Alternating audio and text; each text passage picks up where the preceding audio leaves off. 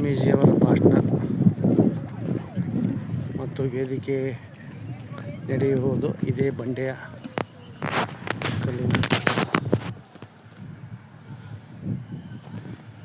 ಇದೇ ಸ್ಥಳದಲ್ಲಿ ಭಾಷಣಗಳು ಆಗ್ತವೆ.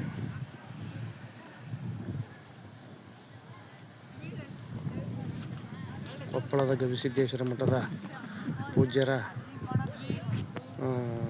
ವೇದಿಕೆ.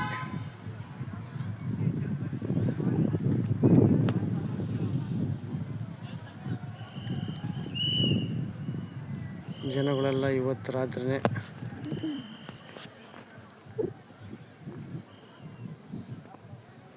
ಇದ್ರ ಮೇಲೆಲ್ಲ ನಾಳೆ ಕೂತ್ಕೊಂಡಿರ್ತಾರೆ.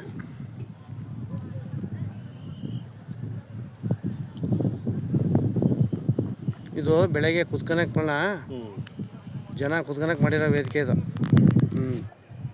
ಎಲ್ಲ ಕಸ ಹೊಡಿತಾರೆ.